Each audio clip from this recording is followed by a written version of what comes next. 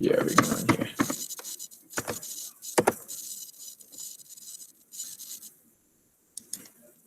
Okay.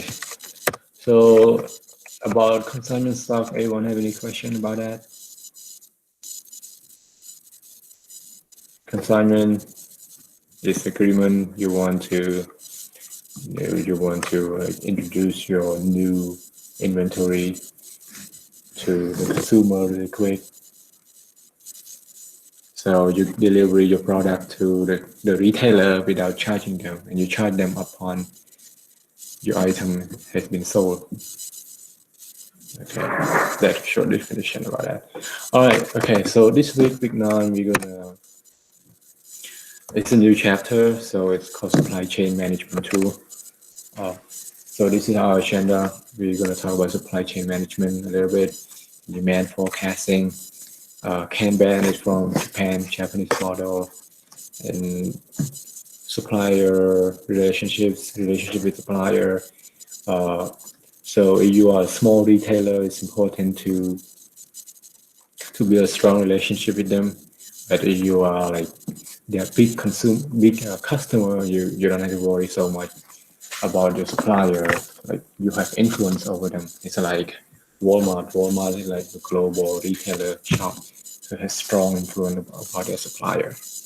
Over the supplier, they could like force the supplier to deliver the raw material to or finished good to their store.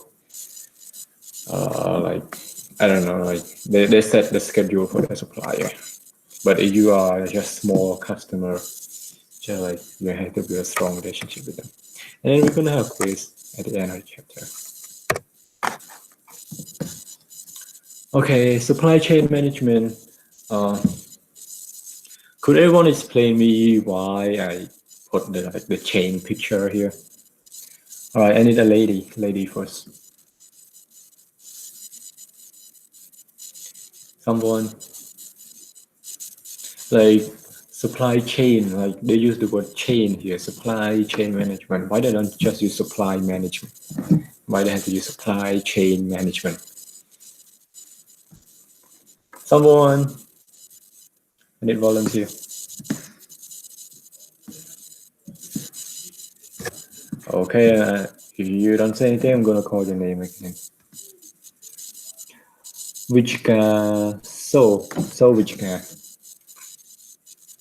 Hello. I think because you put the chain because like it connect with Okay. each other Okay. like a chain. Okay. Anyone else? I need a gentleman. Wanari Chin. Wanari Chin. All right. Could you give any comments or any answer to the question that I asked? Why we need a chain? Why we call it supply chain management? Yes, it's connected. It's right. But you have any other perspective on it? Wanari, are you here? Hello.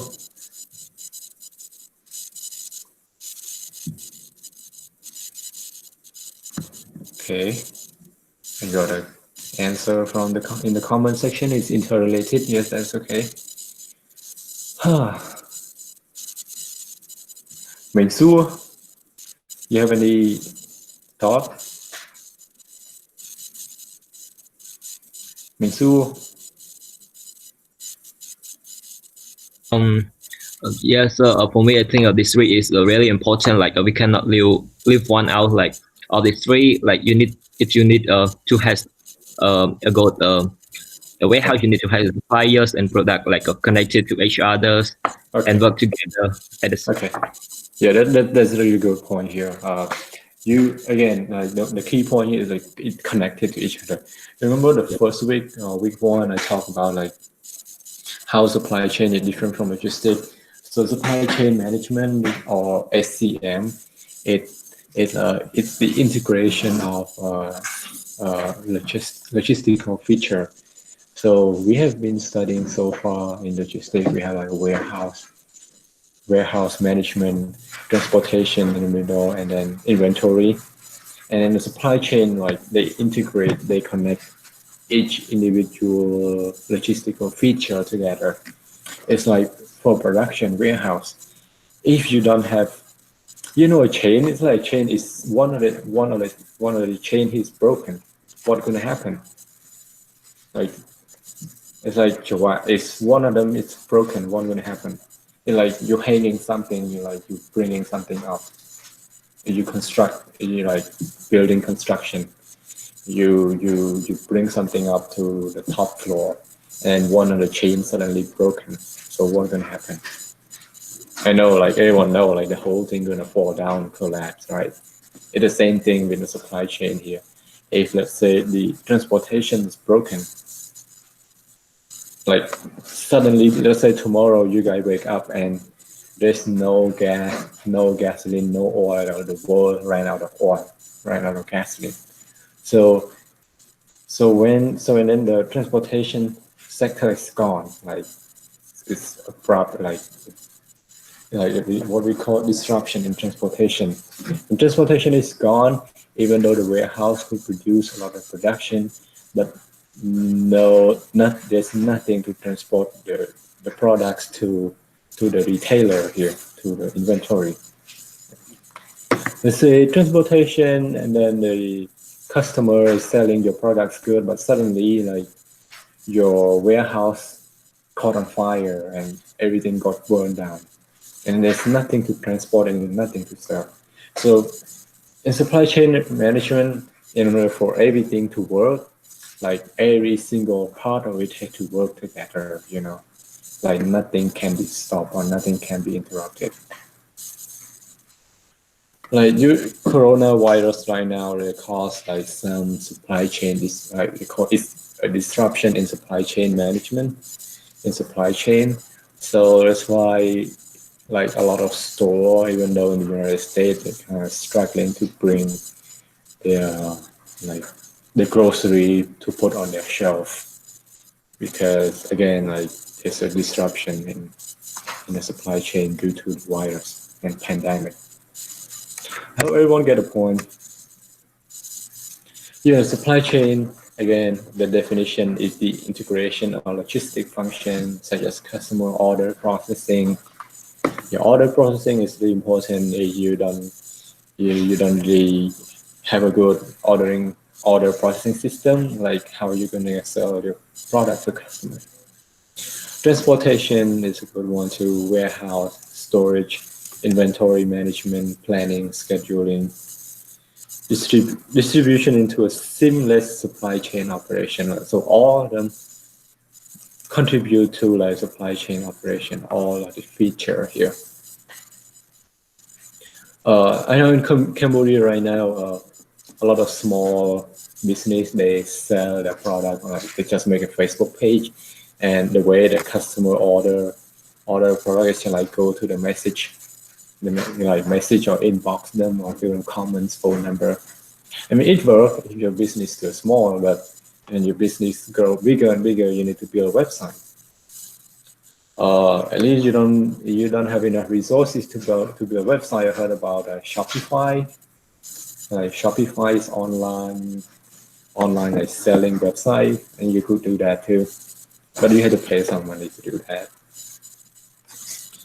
Yeah, Shopify will do that kind of thing. For about transportation delivery, in the city we have like it's kind of, I saw some increase in delivering activity, like Neon24 and a bunch of other companies that are like competing with that too. So I heard Neon24 first they focus on like delivering food, but right now they expand to everything else too. They just keep expanding. Okay. And then supply chain operation that capable of interacting smoothly with their supplier, customer, and service provider. Yeah, you need to like, it is straightforward here. I hope you understand. Make sure you like keep the connection between suppliers. Something wrong, is like more product that you need, let's say if there is no pandemic, let's say next month you expect that the sale gonna increase, so you contact your supplier right away that, hey, I need more your item, more your product by the end of next month, so I could sell it and meet my customer like needs. Also, the best way to do business is not only just making money. You have to take care of your customer. You need to a lot of business, especially in developing country, they're trying to build a loyal customer. So when a customer love the product and love their service, it's like the product is broken or there's late delivery, so they call you. You need to have like someone or staff to pick up the phone at all times, like at least during the working hour, and make sure don't be rude to your customer. Your customer, they are the one who are the backbone of your company. They provide income to your company. So yeah, so you treat them with respect, honor, respect. And many companies still don't have that capability. Not only in our country, a lot of countries around the world too. So I give example about Walmart supply chain management. SCM is like supply chain management is the acronym. So Walmart has the best supply chain management in the world, to my knowledge. I remember during a few years ago in a tornado, some state, Kansas maybe, tornado and the road was flooding. As you know, like Walmart have their own store every single town in America. Like you saw like small town or like small neighborhood. Walmart have their store, and people like rely on Walmart to buy grocery, to grocery for grocery. And I remember when they have like tornado, the road is flooding, and then like electricity went out. The road is kind of like there's tree falling down the road, but like there's nothing like Walmart still like be able to transport the grocery from the farm from their supplier to put on their store or to feed the local people. But yeah, like the CEO just said a few days ago that like they never seen and they never experienced any disruption like the pandemic before, like the pandemic like this before. So like during tornado, during like natural disaster, Walmart still like have no like difficulty to about their like logistic system at all. But with the COVID-19, like the company is kind of struggling really bad. Okay, so yeah, like I kind of put a small picture on the left hand side of the slide, so maybe easier for you guys to understand. So supply the raw material to your company, and inbound logistic here, and then operation. This is like factory, like government sector, the raw material from China, from Taiwan, and they ship it on a ship container to the factory in Cambodia, and then the outbound logistic, and like the factory in Cambodia produce a finished good, and the outbound logistic ship it to a European country, to America, other developed country, and they sell, and then those retailer they sell it to like the customer, like we all of us are consumer. And with these logistic feature, all product, services, information, payment, everything related to finance have to be like run smoothly, like interconnected to each other. So, yeah. I mean, you buy something from one entity, you have to pay them. And you want to introduce a new product, you have to provide information, give them services. Yeah. Okay. Any questions so far?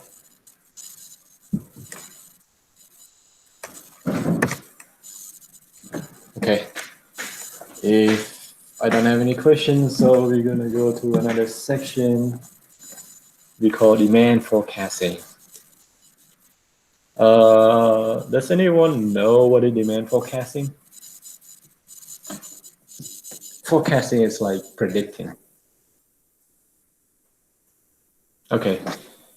Support. Can I call you support? Short to support. Thanks. All right. Could you tell me something about demand forecasting without looking at the slide? Sorry.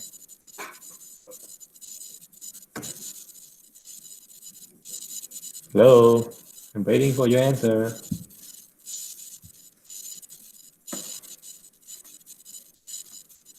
All right. Tell me something about it. Okay.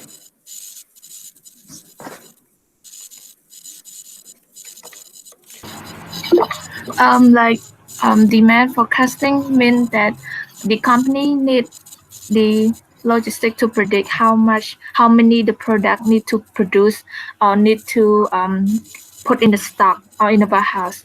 Oh, okay. That's a good point. Yeah, that's such a good point.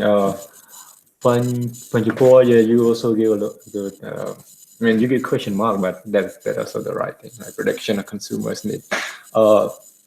For ranks, so for ranks, yeah, what you said is right. Yeah, you rely, you want to predict what the customer need in the future, but we get what tool we use to predict if we use data, not from logistics. We use data.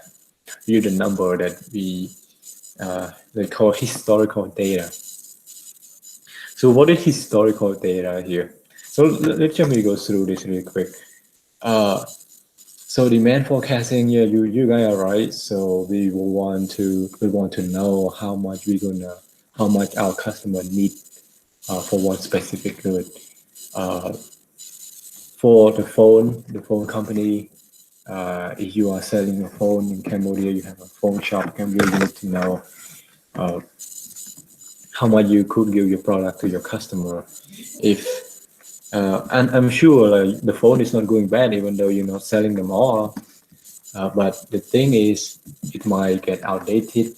So when the phone, you cannot sell the phone on time. It kind of getting old when a new series coming out. Phone kind of devalue, kind of lower in price.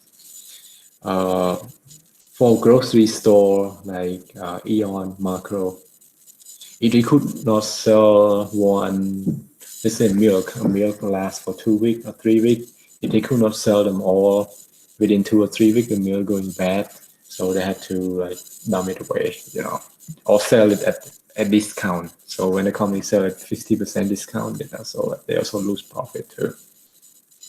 But they just lose it less. So the thing is like for demand forecasting, you forecast, like you kind of predicting. It's not always correct.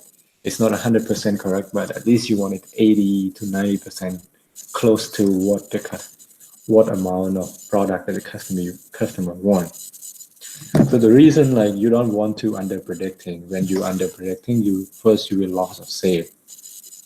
Loss of sale, why? Because you run out of product to sell to your customer, and you don't have anything to sell. You're not making any profit. So kind of loss of sale. And customer dissatisfaction. Let's say you go to Eon and then one day you don't see like they ran out of food.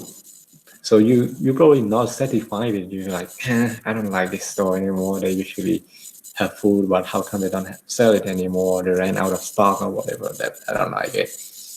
And you might change your mind. Next time you're gonna go to the other store, the other mall too. And competition. Let's say your customer doesn't like your store anymore, and due to lack of inventory, your competitor. What is the competitor of Eon? Let's say Lucky Market. It's kind of small, but still, some people go there. Lucky Market or Thai Hood, like all foreigners usually go there. So they probably like people may like go turn like change their mind and go to this kind of store instead. Some Sometimes if you ran out of stock once in a while, it's okay. But if you ran out of stock frequently, like you're gonna start losing customer. Scenario B, if you are over predicting your demand, what's gonna happen? When you over predicting, like you overstock. When you overstock, you have to like spend more money to take care of them, to manage inventory. And when you cannot sell the product on time, you want to get rid of it as soon as possible. What you have to do is to give a lot of discount. I remember I went to I went to the mall a few times where I want to buy some food, like ready prepared food. And I saw some of them, they give 50% discount, and then I look at the expiration date, it's like tomorrow. So I mean, like, okay, I need to buy at 50% discount, but I need to make it tonight. So why the company give 50% discount? Because it expires tomorrow. If the company don't sell it right now, like tomorrow, they have to throw it away, and they don't even get those 50% money. So yeah, discount, again, they lose money, but they do it because they want to get rid of the product as soon as possible.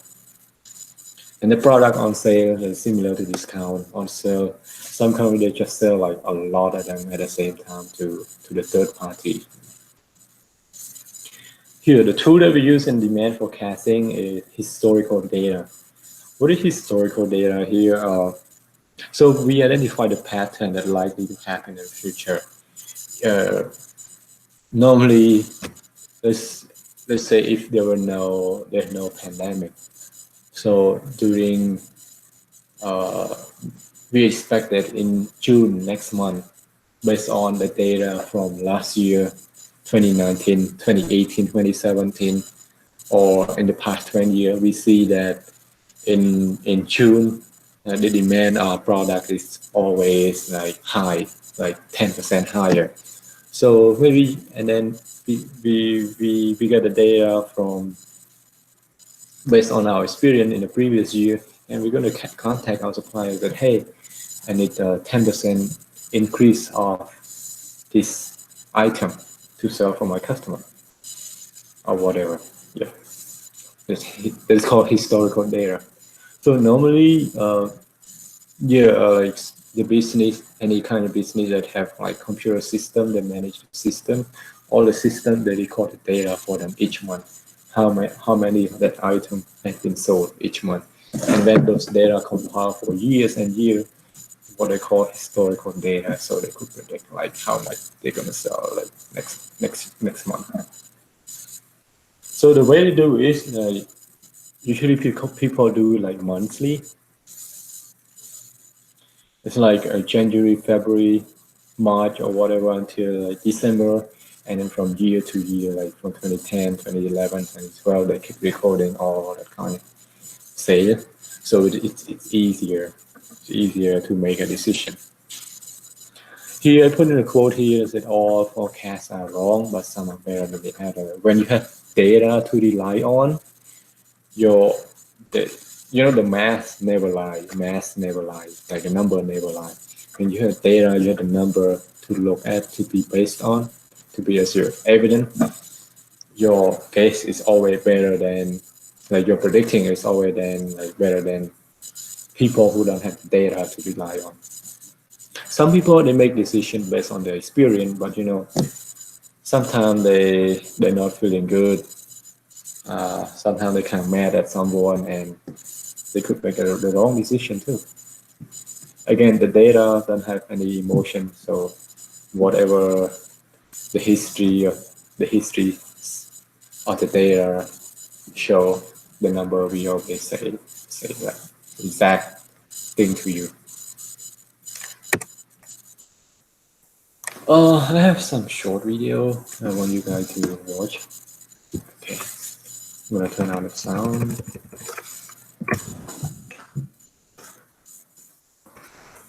Here, sorry.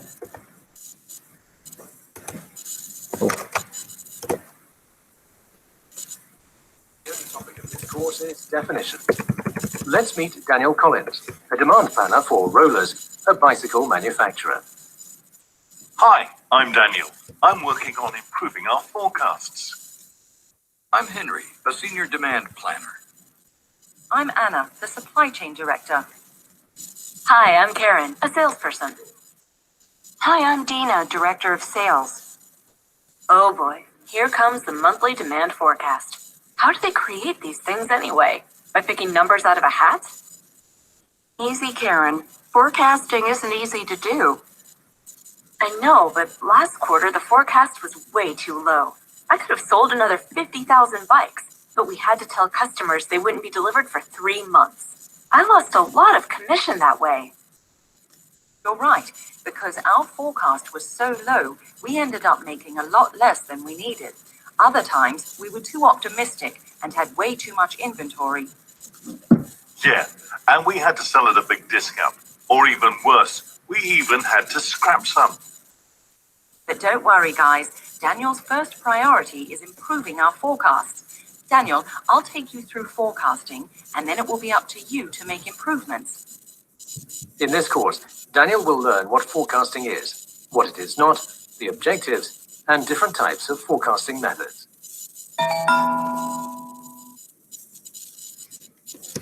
Okay, short video, guys.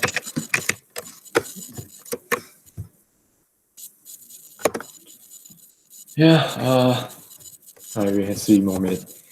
Do you have a question? If not, we could run through. Oh, this is kind of long. Can't wait. Okay, if you don't have any question, everyone take a 10-minute break. We'll see you at 10:57. All right, 10-minute break. Not clear about historical data? Okay, I'll take time to explain you. If you guys completely understand the lecture, you go to go. You can take 10-minute break, but you got done. Stay till here. I could explain you more. So historical data. So history, something that happened in the past, and the data is a number. Like this data is the number that you recorded in the past in history. So historical data is like you create like an Excel file here. Excel file, let's say this is first column is January, second column is February, March. Yeah, March, April, so on and so forth.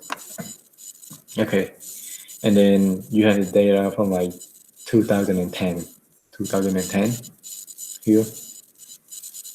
Okay, so this is from 2010, and then you also have another exact data from 2011, but the number is different. About it may be higher or maybe lower on each month. Okay, 2010, 2011, 2013, 2014, and so on and so on until 2019. So you see, and then you just bring up, let's say, I'll show you in Excel, maybe easier to explain. So you see my screen, right?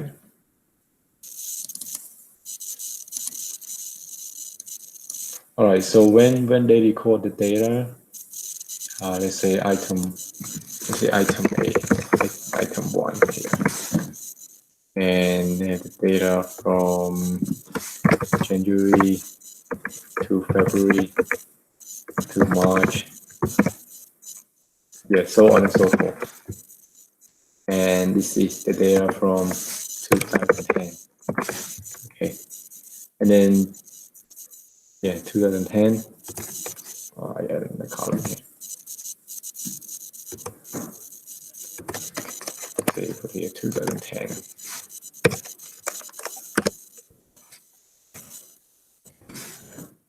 And then 2011, you record item 1 again.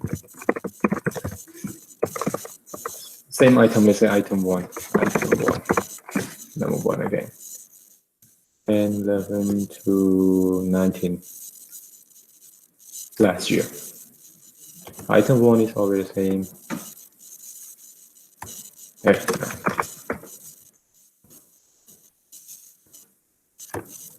The same.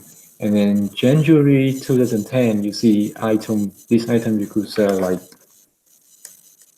let's say 100. Yeah. And February you could sell like 9, March you could sell like 12, whatever, doesn't matter. So this is you record yearly for the whole year until December, say 15. Then next year, 2011, you record it again, but this one kind of like 12 and maybe 13, maybe like 19. And then 2012 like 14, and this one maybe 16, or maybe 17, this one maybe coming down to 15, it depends. 14, 17, 18, and 20. Whatever, the number you say the number, we record it. So we want, this is we analyze only one item, one item, single item at a time. The software will analyze like multiple items at a time, but I just want to show you. So you see the number here, and this is 2020 here. One the same. So we don't know how much item one. So if you don't have information, you might like maybe order 25, 22, maybe number around 30, we don't know.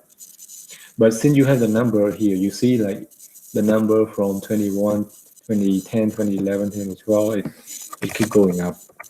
Like maybe 2, 4, like by the increment of 2. So 10, 12, 14, 16, this is 1 increase, and then coming down again and coming down. But the thing you want to worry about is the trend line. Let's see how I could make a chart from it. Insert the trend line here. It is easier. Yeah, you see the trend line, item 1. I'm not supposed to do this, but like the class. I'm not supposed to do this for the class. This kind of introduction class, but I could explain you. So the trend line here, and you want to make the trend line. Let's see. How could I insert the trend line? Insert the trend line. Kind of put linear forecast.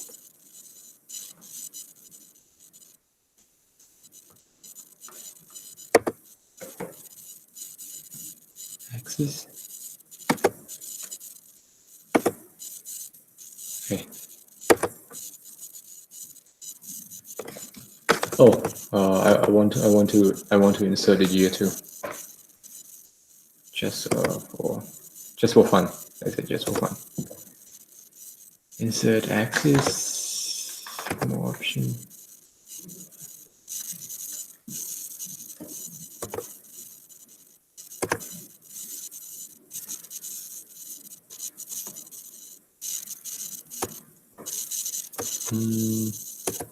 Should be around here.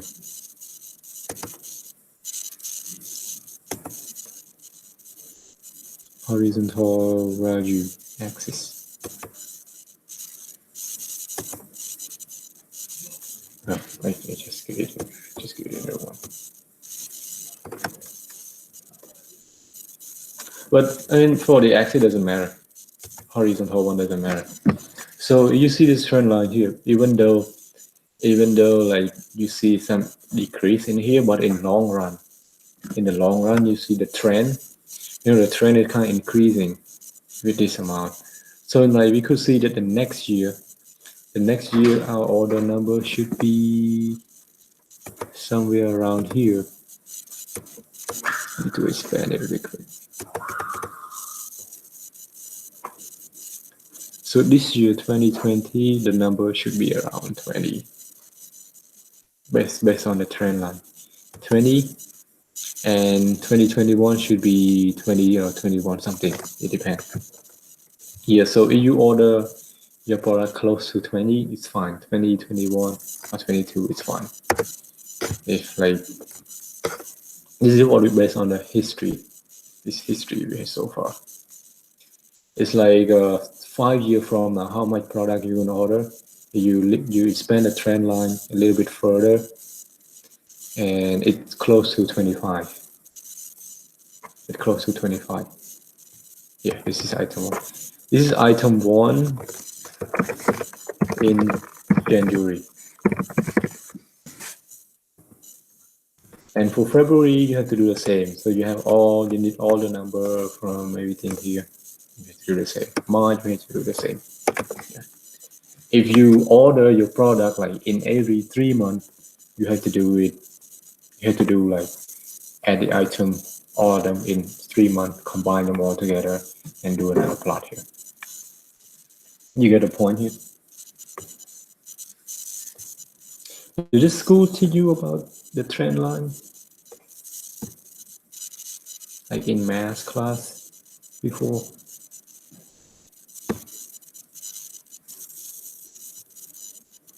Hello?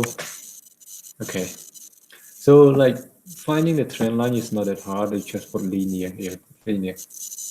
I learned in statistics class, we have like so complex than this, and Excel cannot deal with it anymore. We have to use R code to kind of predict everything.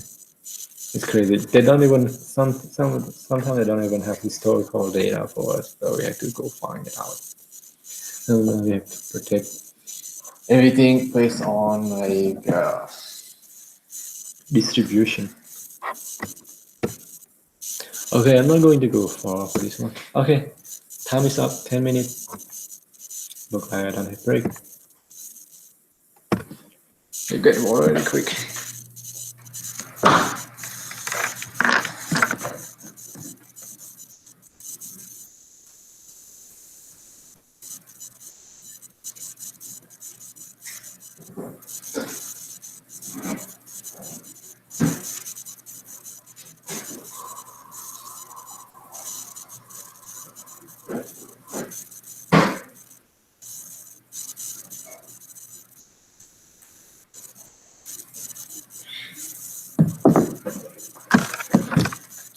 But this is not always the case. We follow the trend line when there's nothing happen.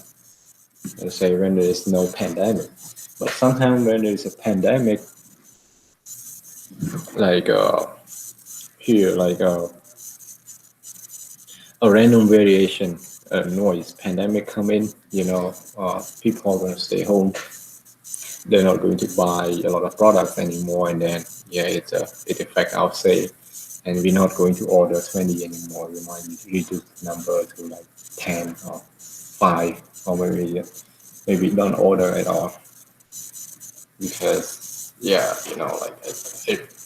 income is going down, so they're not going to spend money to buy.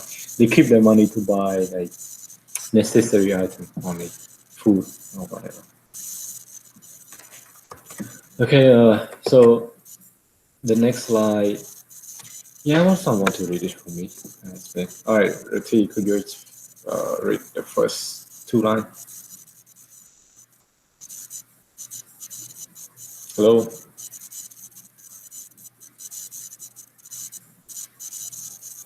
Yes, sir.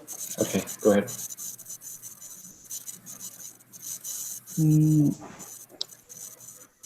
Use the mathematical method to create the forecast. Oh, no. This one is like the 2 lines here. Okay, got it, sir. The first question. Yes, sorry. Yes, sir. Forecasts are important for planning and decision making. We use sales forecasts to ensure that we have enough capacity for production and enough orders placed with suppliers and goods and service. For goods and services. Thank you. Yeah, it's really straightforward. It's simple. It's easy for everyone to understand this, right? So yeah, in the business, you need to make a lot of decisions. You make decision every day. Sometimes it's good, sometimes it's bad. But if you have data in your hand, you have a number in your hand, your decision is always better than those who don't have. Planning, the same decision and planning. So to keep your business running, and all you have to do with like guessing, predicting, forecasting all the time. So, and forecasting in business, again, like the backbone of the business is sale. So that's why forecasting is really important for the sale. That's why we use the word sale forecasting. So we use sale forecasting to ensure that we have enough capacity of production. Your company producing something, make sure the company could produce it enough for the consumer, and enough order placed with supplier for goods or services. If you are the one who produce a finished good, you do sales forecasting to make sure you could produce enough amount of item to sell in the market. If you are the retailer, you need to make sure you have enough order to order place, or you have like a lot of supplier to supply for goods and service. Let's say during a pandemic, so on the normal day, like people could sell masks, could sell like hand sanitizer, like there's always abundant of them, enough of them. But pandemic come in, coronavirus come in, there's shortage of them, shortage of those products. Because like then no one would expect that the corona gonna happen in like a few weeks or in like a few days. No one know that. If those company could predict that, let's say if your company who produce mask or hand sanitizer, Purell, your company could predict that next month there's going to be a pandemic, you probably like mass production right now, do a mass production and like for like mass production to deliver all the product to those who need around the world. But they don't know, like sometimes forecasting is hard too, especially for something that happen like without giving like a signal in advance, Okay, I read the next one. Demand forecasting is particularly critical in supply chain management. The more information we get about the future demand, the less likely we are to suffer from excess inventory or shortage. Yeah, this is what I just said.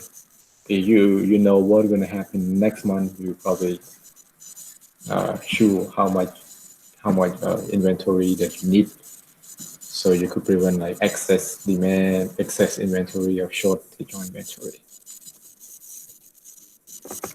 So the way we do this by collecting data on historical demand. That's what I showed you before. You have if your company don't have, let's say, don't have a system yet, you just go to Excel like this and record your item every month. Item 1, item 2, January, how much you sell. And then in the past 2 or 3 years, you see, like 9 or 10 years, you see the trend line. You could build a trend line here and you could predict how much you're going to need in the next few years. Yeah, Excel spreadsheet like this, it's easy. Again, if you order your inventory every 3 months, it's just easy. You just like add this column C, column D, and column E together, find average, and then do this plot the same, and find the trend line here.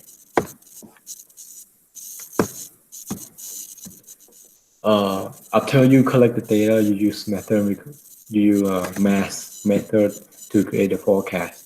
So you could use trend, like what I did in the Excel before, the trend line. Let's say in the past 5 years, you sell item A, let's say 2015, you sell it 10, 2016, you sell it 15, and 20, like in every year, your product increased by 5 unit increment. And then next year, you know that you just increase 5 more units and then it will be good to go. order like 5 more unit over. Oh, could you hear me? Is it okay right now?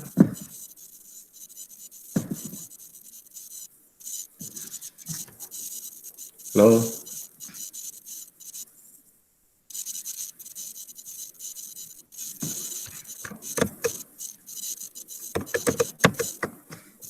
I think my mic is on.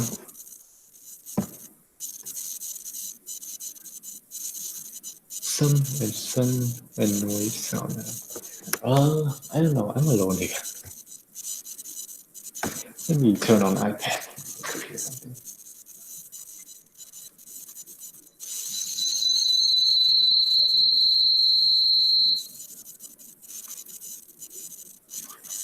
How about now?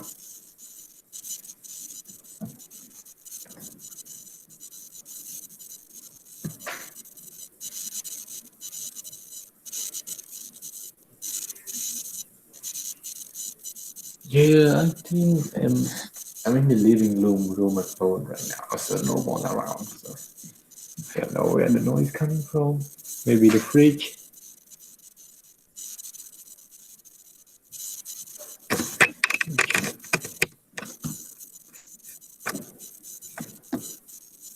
Is it okay right now?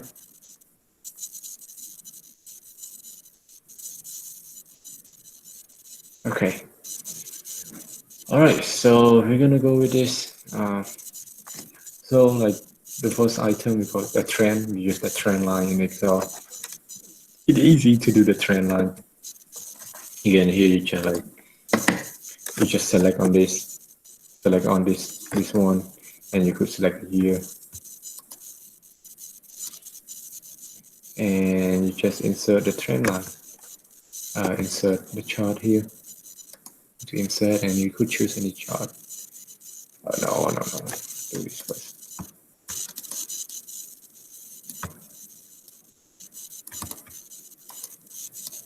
Sorry.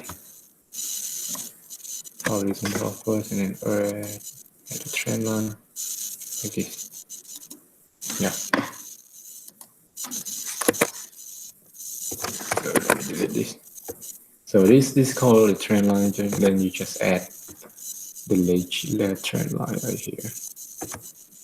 Just select linear forecast.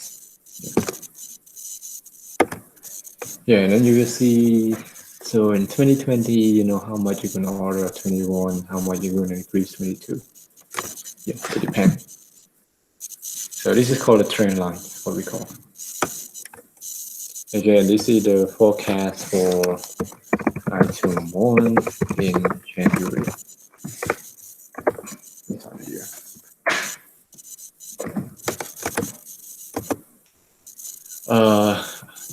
B, seasonality. So seasonality, the definition says sometimes there is effect in changing demand on a different time of the year. For example, on Christmas, chocolate, and Christmas and Easter. In our country, because we have only 2 seasons, it's fine. You don't see a lot of changes, but there's still some change. But in developing countries, let's say I get an example from our country. Let's say you sell a raincoat, the raincoat seller. So you expect that in the dry season, like all the number of sales going to be like almost going down to 0. Yeah, almost going down to 0 because like no one would buy because there's no rain. But during the rainy season, you expect in advance that there's going to be a lot of rain and the people gonna buy the raincoat more. So you contact suppliers that okay, I need the more raincoat during the rainy season. Rainy season starts like somewhere in July, August. Yeah. So like before whatever July or August, you contact your suppliers that okay, I need the raincoat by July, or like 500 units or whatever you want to sell for the whole season. This is called seasonality. Yeah, it affects by season.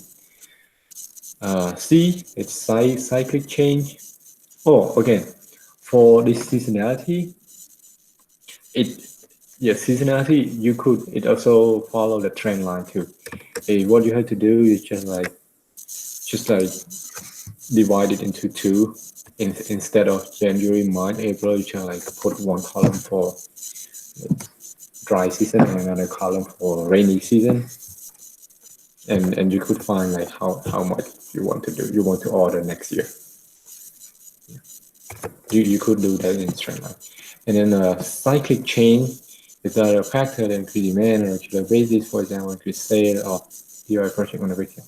So cyclic change like kind of smaller thing, like it's on a weekly basis, something on a weekly basis or something on a monthly basis. So here in the town that I'm living right now in Pensacola, the third Friday of the month, they do what they call, I forgot, some kind of like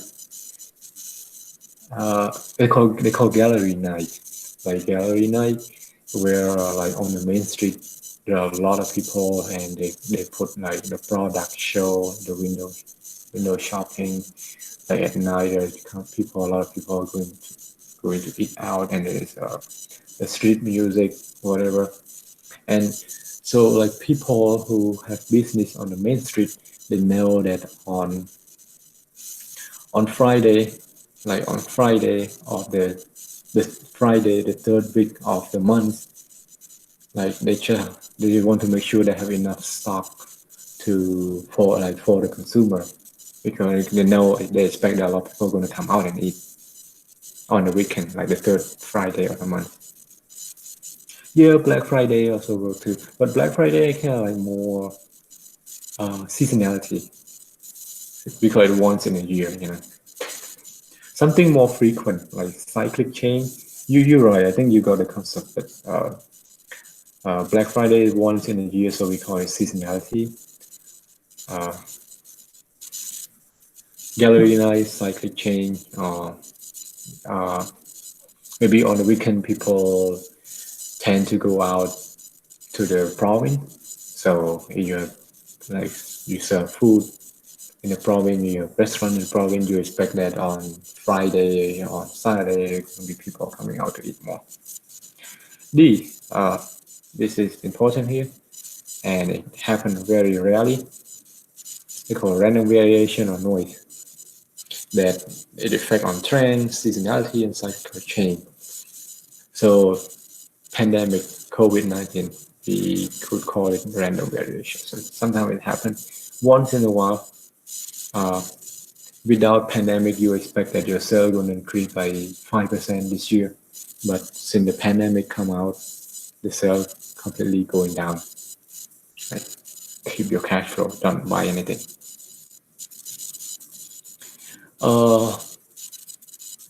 And then like you could use the market specific knowledge to add any other factor. Yeah, same thing.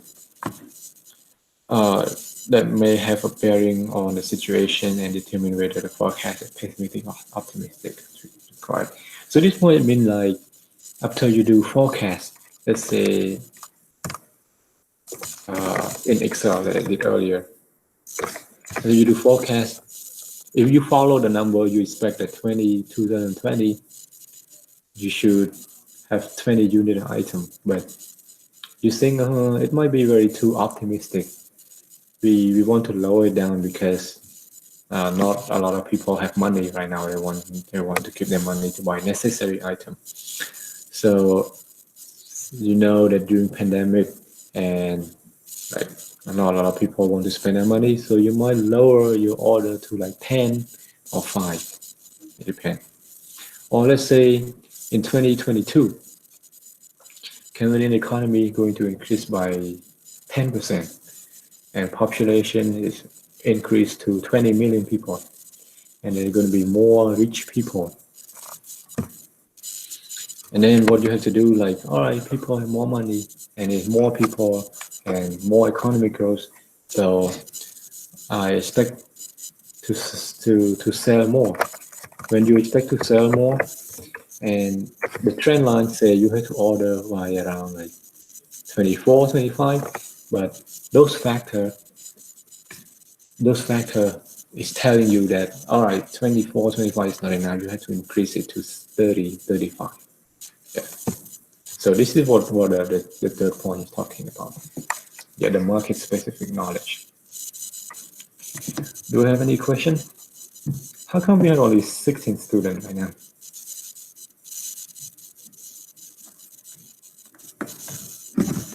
Question?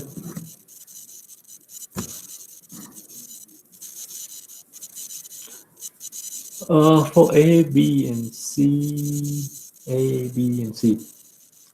A is the trend line. Then how I show you about the trend. If we expect that your sale increase by 10% every year, so next year you're gonna expect that it's going to increase by 10% too. We follow a sequence. B, seasonality, it happened once in a year, like Black Friday, that Susan point out Black Friday or Christmas in Cambodia, Chinese New Year or Khmer New Year. Yeah, increase in beer. I'm not trying to encourage you to drink it, but I'm not because of it, but it actually happened. Increase in food, increase in fruit selling. Yeah, they call seasonality. For cyclic chain, it happened more often. Maybe it happened monthly or it happened weekly. Let's say on the weekend. Normally on the weekend, people don't go to work, so they usually bring their family to go eat. Yeah, it can happen too. They call cyclic chain. So if you are a restaurant owner on a tourist area, so on Friday or Saturday or Sunday, you expect that there's going to be more demand on the weekend. So it's called cyclic chain. Are you still confused?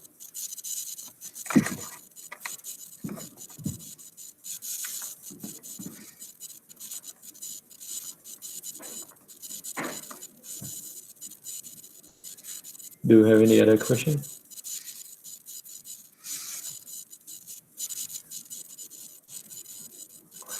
It doesn't depend on one another. It doesn't depend on one another. The trend line, we still do the trend line. Like the trend line here, you could do whenever you want. You could apply it to things. We just like some change, like it's just a tool. You could use tool. It's just a tool. So there are 4 tools here. You could choose one of them. For factor B, C, and D, it's just like the thing. Oh, it's not a tool. It's just like the thing that affect your prediction, your sale prediction. So we build a trend line based on historical data, but sometimes this factor B, C, and D, it could affect our trend line. Even though the trend line tell us, say, all right, next month we're gonna sell 25 unit, like 25 car, like 25 car. You are a car selling business. But this factor is a fact. Like so, right now with the pandemic, you don't expect to sell 25. Like you expect that it's gonna lower your number down. This kind of is a factor that affects your forecast. This factor. So the trend line is kind of a tool that you use to predict it. As long as you know how to do the trend line, everything will be fine.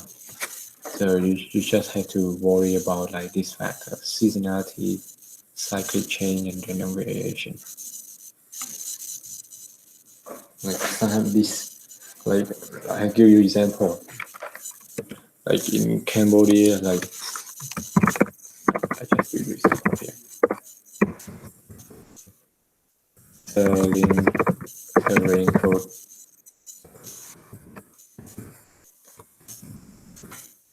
during maybe the footprint be different in selling.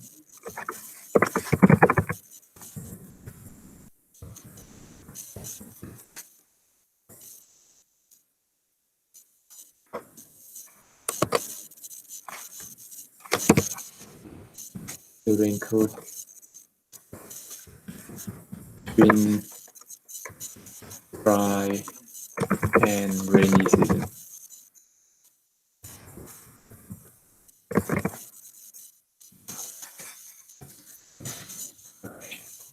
Get this. So it's more applicable to our country. Cycle chain usually happen on a weekend or monthly basis.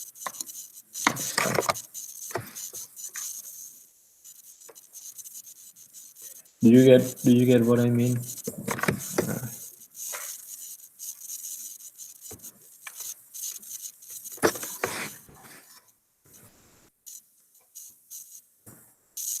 Okay. All right. So today we went through supply chain management. We know what supply chain demand forecasting. We know some basic like how to do trend line on Excel. I hope your next class will teach you about that. But like, yeah, this class is introductory class, so the supervisor told me many times like do not use like calculation or whatever, but I just want to make sure you guys know how to do it.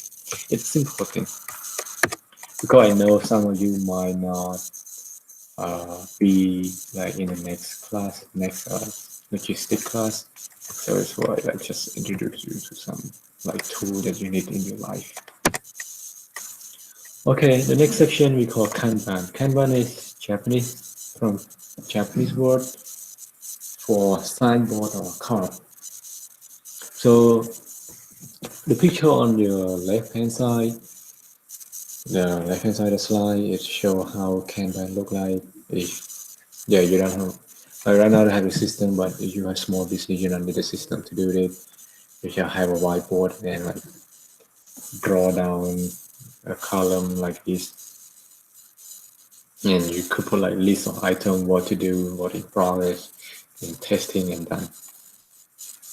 So on the regular basis, Kanban have only 3 or 4 columns. They have like the item name here. It's like maybe task 1, task 2, task 3, and then you have start to do, and then any item that is progress, any item that is done or finished. So the point of Kanban is how to keep track of what the company has been doing, And this model has been used in a Toyota product production system. Toyota sell a lot of cars around the world, and they want to make sure they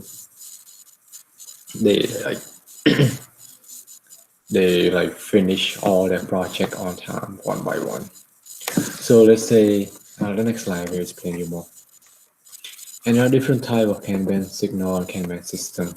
So this system we use it with so the next slide will show you more about this. So this item is this type of Kanban. You just want to make sure you have a list of things that you are doing right now that you want to do. Let's say this month you want to do these 2 tasks, and then you have 1 unfinished task that is in progress, and it's 2 tasks that is testing, and you finish 3 of them. So in total you have this thing that your company is still doing it, the task, whatever task you want to do. 12 to 1. The number is like number of tasks. So this is task, like task number 1, we finish it, done. Number 2, number 3, we done it. Number 4, number 5 is still testing. Number 6 is still in progress. 7 and 8, we just start doing it. And this is like a task that we have to start. We're going to start soon. You could apply it in your like homework. For college student, you could apply your homework like what homework you have done for this semester so far, and what's the homework that you're about to finish, what homework you're still working on, and what homework that you are going to start soon. If any homework, let's say project, midterm project for ITL 112, I just giving out last week. Maybe some student may put in this column, not start yet. Some student may still doing it, start doing it. Some student maybe they finish one page already in progress. Okay. Okay. Yeah, you applying. I just found this interesting too. I'm gonna follow this model too. Because like sometimes like my work kind of mix up, and I don't know how to keep track of it. Most of the time I keep track with my memory, but I think this tool would help me a lot. I'm gonna start using it too. So we're gonna watch some short video. Okay.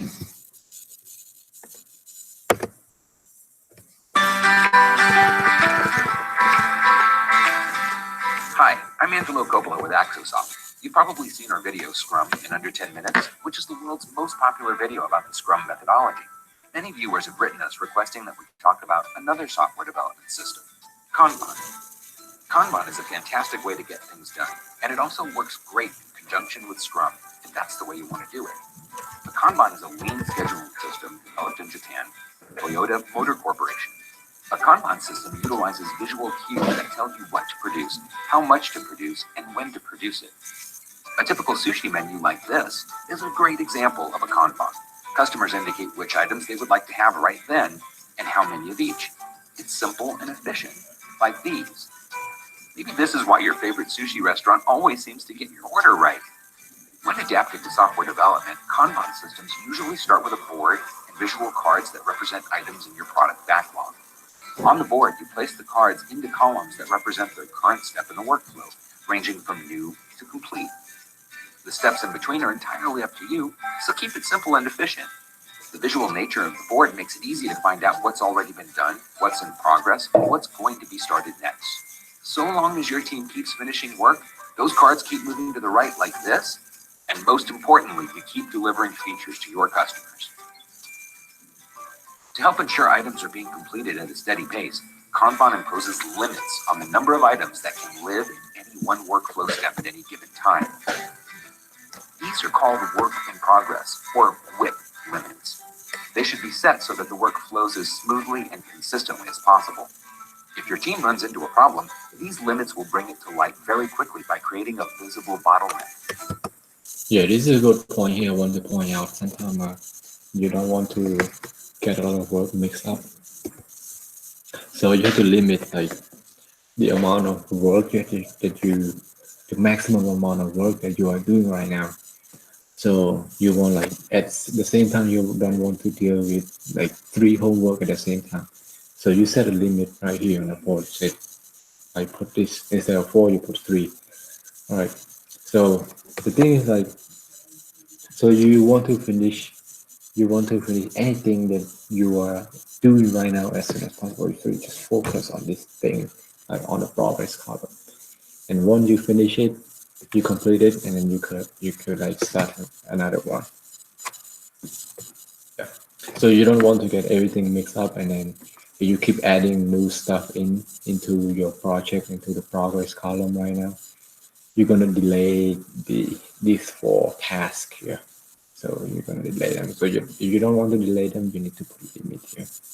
You need to get this thing done as soon as possible before adding new stuff here. Okay. Good. This allows the entire team to swarm on the problem, and that's just another way of saying collaborate. Limiting the amount of work that's in progress means that you've got to finish some of the things on your plate before you can start on additional items. WIP limits help you keep work flowing, save time by eliminating too much task switching, and complete tasks. Kanban is fantastic in its own right, and on many projects may be all that you need. But I've found that when paired with a good Scrum framework and a great Scrum tool, Kanban really shines. Scrum provides the structure for organizing feedback, short-term planning, stack ranking, and inspect and adapt mindset. and other organizational improvements, while Kanban provides a steady flow of tasks that reach 100% completion by helping your team manage day-to-day development with a minimum of overhead and blocking issues. So there you have it, Kanban for software development. You can get started on Kanban and Scrum with a free 30-day trial of On-Time Scrum. On-Time Scrum, you can visualize your product backlog as cards and rank their importance. You can also organize items by developer. Imagine the peace of mind you'll get from this view of your project, knowing who's working on what and when it will be done. Not only that, but with customizable dashboards, you can see burn down charts, graphs, and projected ship dates. This kind of project visibility inspires confidence. Get started for free at ontimenow.com. And if you have any questions, you can always reach us at team@axosoft.com.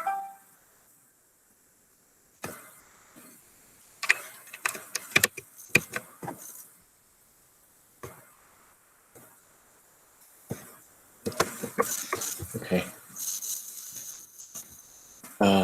I know this website kind of trying to advertise something, but I just want to bring out the video for educational purpose only. It's not for commercial thing.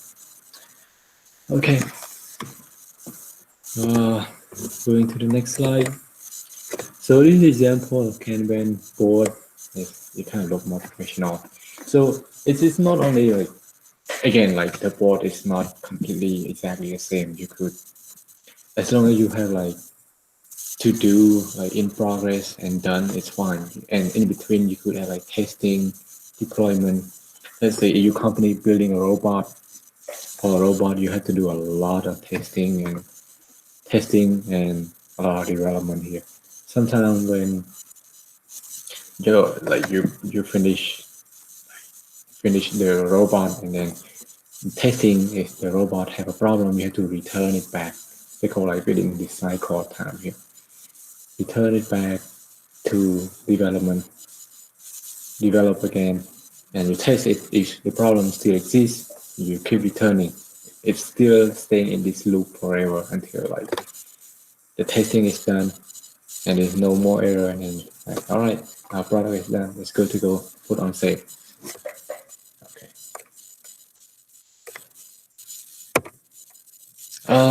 For our book, so this is like when people talk about Kanban, they talk about it, but for our book, it's kind of more deep. They dig it down into like they want to apply it to supply logistic. So yeah, I mean, we're not supposed to do it. It's just like I follow the book guidelines, so the book kind of want to do some calculation, so it's fine. As I said before, there's some different type of Kanban. So the book, they want to use Kanban system, and they apply it. They found a new model they call Kanban circuit. It's Kanban circuit. And if some of you read the book, you probably see this. Everything is a copy from the book here, screenshot from the book. So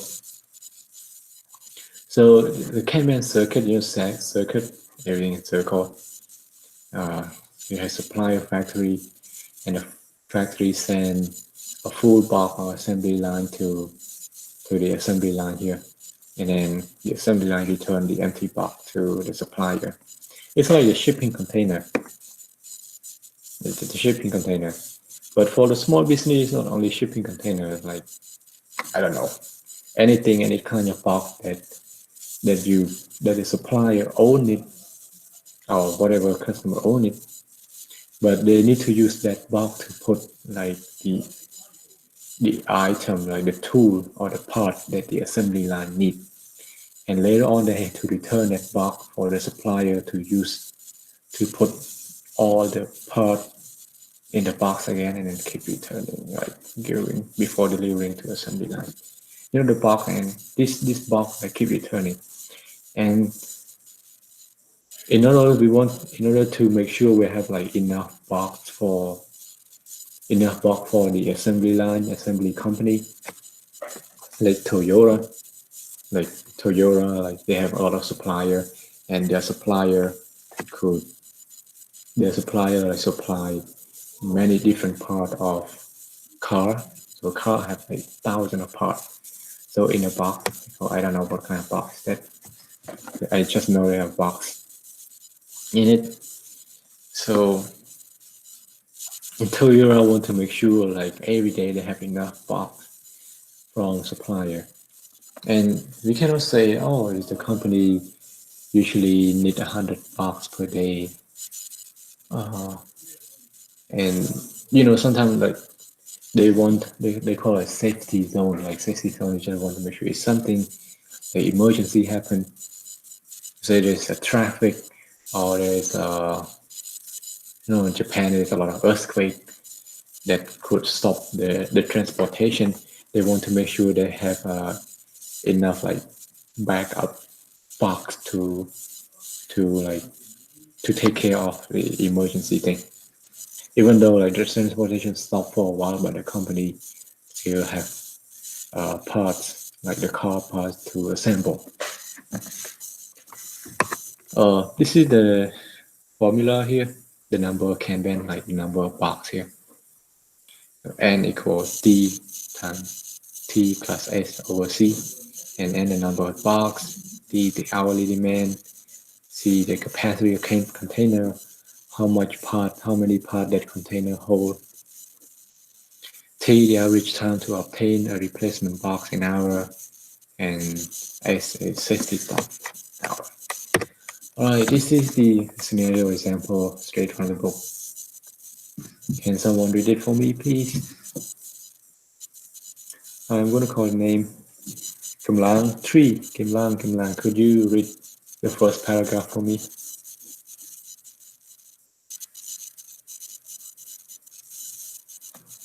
Kamlang, are you here?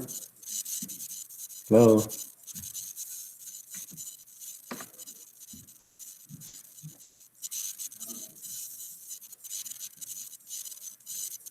Okay, next time it's okay.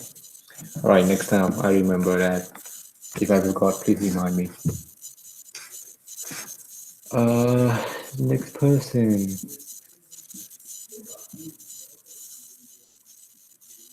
We chat reappear. We chat reappear. Okay. Could you read the first paragraph?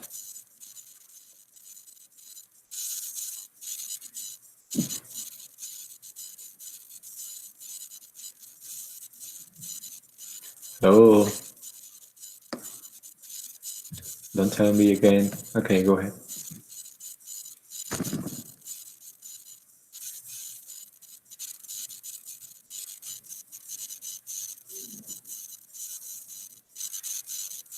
Could you read the first paragraph?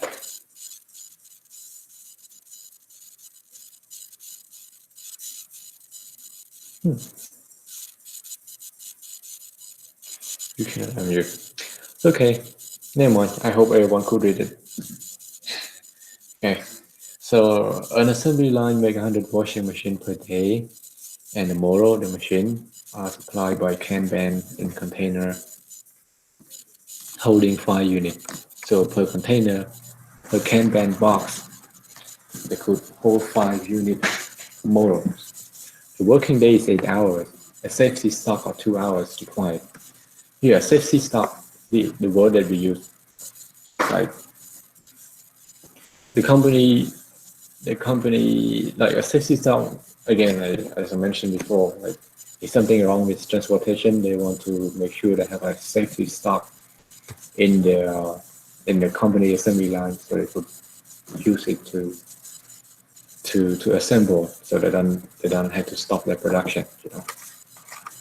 It can be seen immediately that 20 equal 100 times 5, because the company make 100 washing machine per day, and each Kanban container could hold 5 items. So every day, the supplier just deliver 20 of Kanban box. But that's not the case, because again, the company also need a safety stock for 2 hours. They want to make sure, like, if something wrong happened with the transportation, the assembly line still have 2 hours supply of product to work with. So yeah, it can be seen immediately that 20 container or more will be required each day, but how many box should there be in a circuit? So empty container are picked up every hour to be taken back to the goods receiving area. So waiting collection, then the next delivery arrive from the supplier. If you are not sure with any sentence, please let me know. So empty container are picked up every hour. So every hour, the supplier come to pick up the empty container. So after they bring the container to the assembly line, the assembly company like brought the part, and then like the container is empty, right? And then the supplier come to pick up every hour.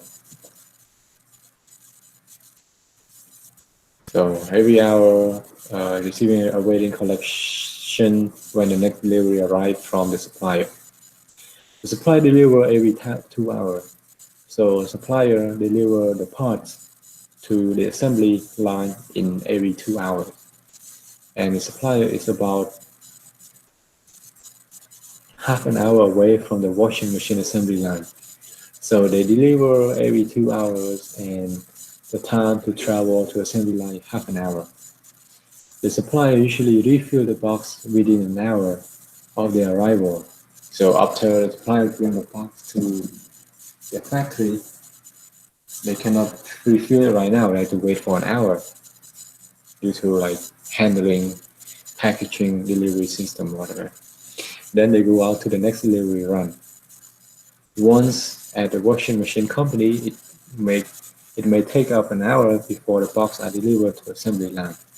So everything takes some time. You know, you cannot just like, oh, I need like 20 box of container, and then the supplier could deliver to you like in half an hour. No, it's not like that. Everything takes time. So the assembly line keep producing. They don't want. So at the same time, they don't want to like have a disruption in raw material, raw material delivery, and they also don't want excess raw material either. When they have excess raw material, they don't have a place to store it, and second, like just something they don't have a place to store it. Second, they don't have to deal with security. So you store a lot of many products, you have to build like a warehouse, and you have like security camera, security guard, whatever. It's like the assembly line, they don't want to deal with those kind of stuff. You just want to make sure that supplier delivers their product on time, and they have 2 hours safety stock. That's it. So the book also gives us a lot of chart here. So the time that they need to remove goods is 1 hour. We take it from the data here. Collection by supplier, 2 hours. Travel to supplier, travel time is half an hour. So this part they said half an hour, somewhere around here. Yeah. And refilling by supplier and wait till the next delivery to customer, 2 hours. Travel to customer, half an hour. Yeah. So half an hour, you know, like the company tell you it takes time from supplier here. The supplier is about half an hour away from the washing machine.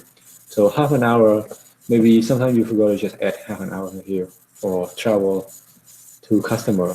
But you don't forget to add another half an hour when the container travel from supplier to customer and from customer to supplier. So total of 1 hour. And delivery to assembly area. So once the box arrives in the assembly line, you need to take some time to bring in all parts to the assembly area, and it takes an hour to do that. So in total, you need 7 hours to do it. So this 7 hours is called T, the average time to obtain a placement box.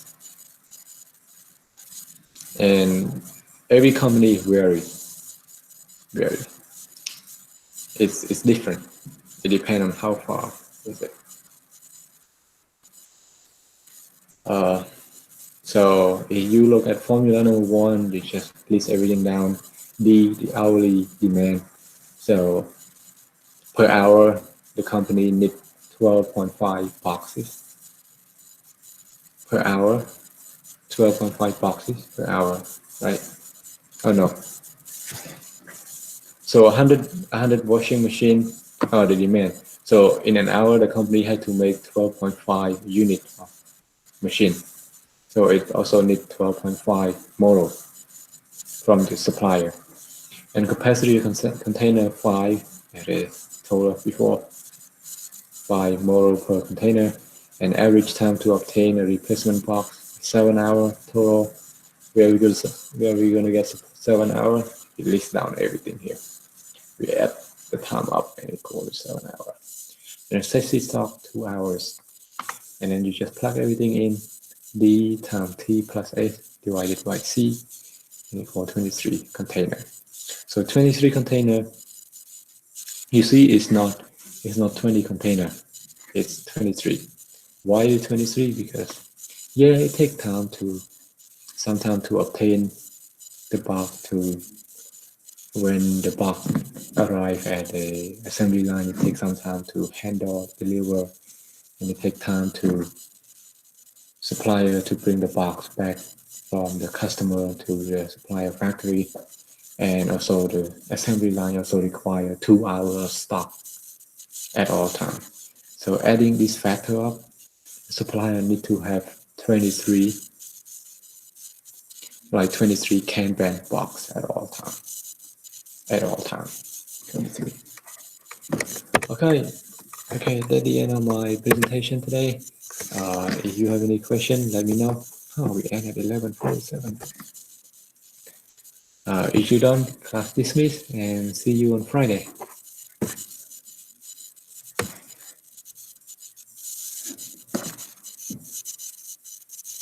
Okay, do we have any questions? For those who need to take a test, can we do it on Friday? Just sign into the spreadsheet, Excel spreadsheet, and then we do it on Friday. I think Friday, I kind of like don't want to have class on Friday because it's supposed to be midterm and I want to use that for KanbanSection class. So I'm gonna deal with question and answer, and for those who need to take a quiz, makeup quiz.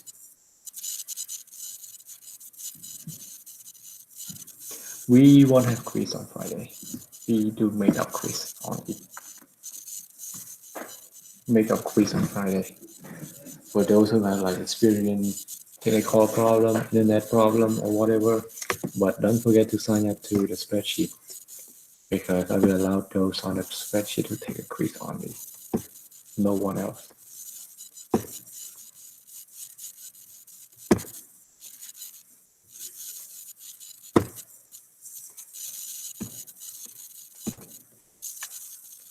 Okay, 2 hour recording.